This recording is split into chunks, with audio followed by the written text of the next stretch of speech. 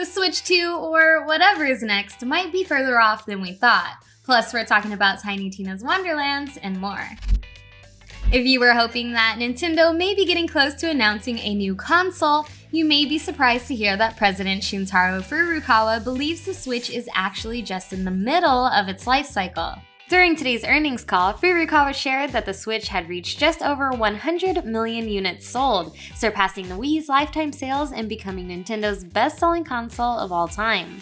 The Switch's aging hardware and ongoing chip shortage that has slowed down production for all console manufacturers don't seem to worry him either. He said, "Switch is just in the middle of its life cycle and the momentum going into this year is good. The Switch is ready to break a pattern of our past consoles that saw momentum weakening in their 6th year on the market and grow further. Nintendo consoles have typically been released 5 or 6 years apart, so the Switch, which initially launched in 2017, is closing in on what would typically be considered its final years." It's unknown if Furukawa's remarks indicate a longer than usual wait to release new hardware, or if he's simply promising to continue supporting the Switch well into the next console's lifecycle. Good news, Borderlands fans! Tiny Tina Wonderlands has gone gold, which means Gearbox Software has completed work on it. While the game is ready for publish, there will still be some fine-tuning to do ahead of its March 25th release, which will likely include the usual updates and optimizations.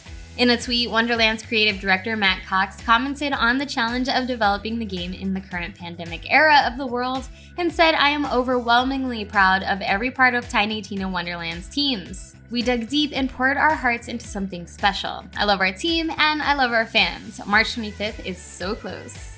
Wonderlands is a Borderlands spin-off that stars the fan favorite explosives expert voiced by Ashley Birch. Similar to the rest of the series, Wonderlands will cast you as one of several classes: Berserker, Clawbringer, Graveborn, Spellshot, Spore Warden, and Stabomancer, who all wield unique abilities. It also features a multi-class system that allows for any 2 roles to be combined, which should make for some interesting character builds. For an idea of just how Gearbox handles the fantasy game, you can check out Tiny Tina's Assault on Dragon Keep for PC, PlayStation, and Xbox. The Borderlands 2 DLC is now a standalone adventure, and if your PS Plus subscription is up to date, you can add it to your PlayStation library as a part of February's offerings for free. Alright, let's talk a little bit about some Demake news.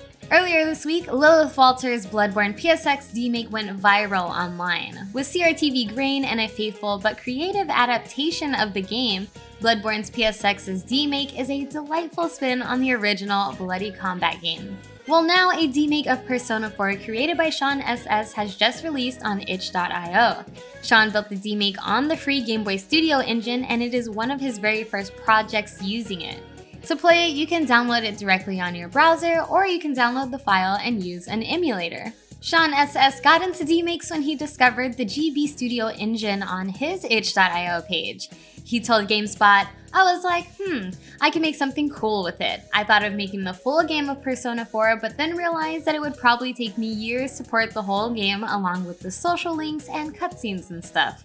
He also elaborated on the challenges behind demaking Persona 4 on the Game Boy and said, "I think the hardest part for me was animating the cutscenes, since GB Studio mainly uses a kind of block-based visual scripting, and it was kind of hard to make sure all of the individual parts worked properly."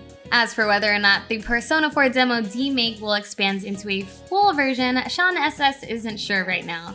He said most likely the project will stay a demo for now until I decide to pick it up again. I might do other demakes with Persona 5 and GB Studio 3.0, but no promises for now.